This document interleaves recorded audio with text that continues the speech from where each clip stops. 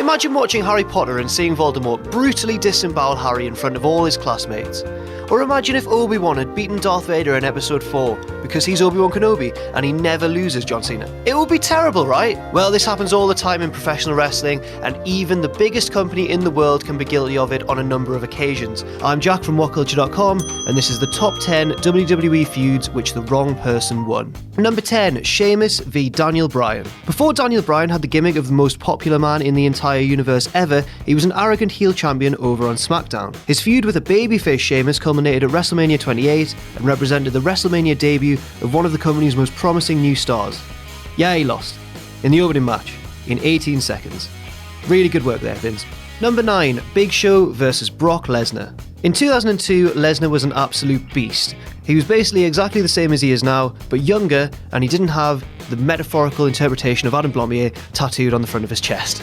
His feud with the Big Show seemed to have an obvious conclusion. The best thing to do would be to have the young upstart defeat the giant and solidify his place as the next big thing in WWE. Instead, he lost the title to the Big Show because of Paul Heyman's treachery.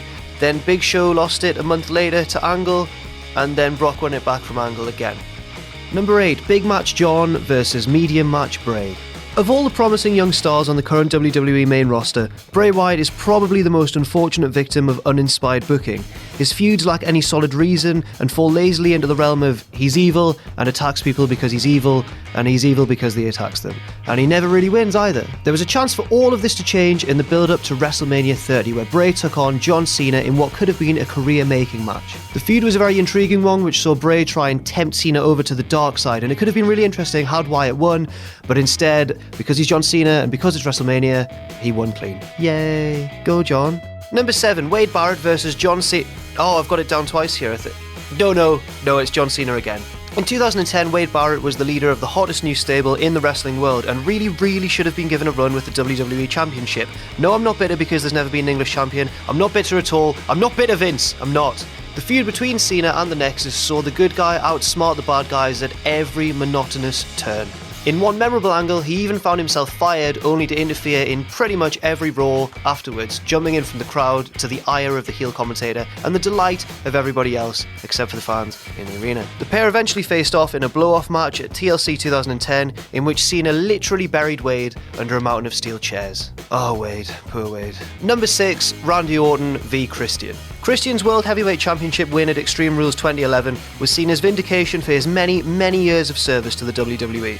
A mid-card and tag team favourite of the Attitude Era, he had finally captured that elusive World Championship, a moment made even more jubilant by the involvement of his old tag partner Edge.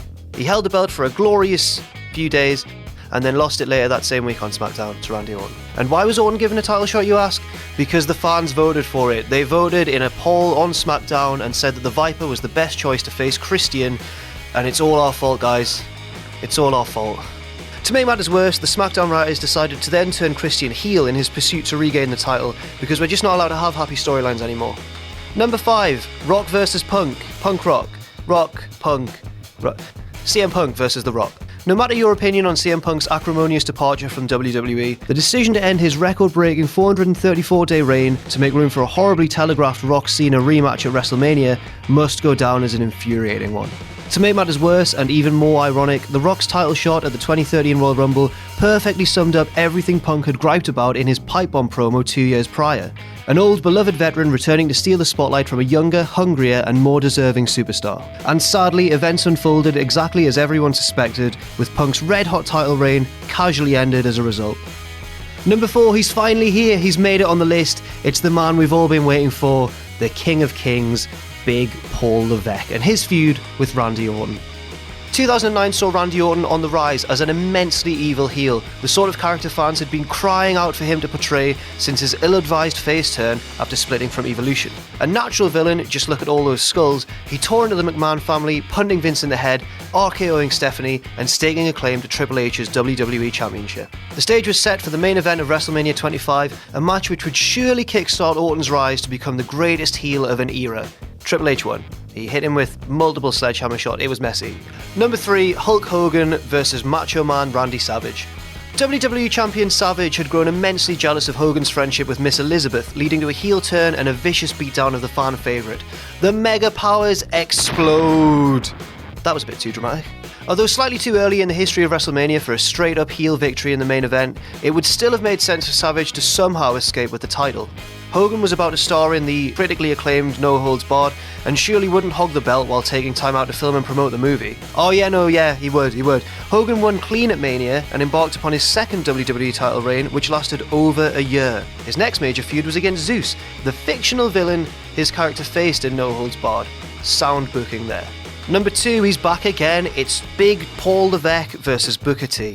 It goes without saying, but I'm going to say it anyway, storylines with racial undertones should always be handled extra carefully. The booking of the Triple H v Booker T feud of 2003 paid startlingly little attention to the sensitive nature of its subject material, instead tackling the issue with, very, very heavy hands. Booker's criminal past was highlighted repeatedly, while World Heavyweight Champion Triple H explicitly told the challenger that guys like him could never win the title and suggested that he was only there to dance around and entertain people like himself. Ugh. Thankfully, Booker won the blow-off match at WrestleMania 23 and... What? Oh, you didn't? Are you joking? No, apparently Triple H won, drilling Booker with a pedigree and taking longer to make the pinfall than Adam Blombier takes to craft one of his metaphors, like a bag of ruby-encrusted rats in a burlap sack as I ride on my unicorn over the hills of Mordor. And number 1, Team WWF versus The Alliance.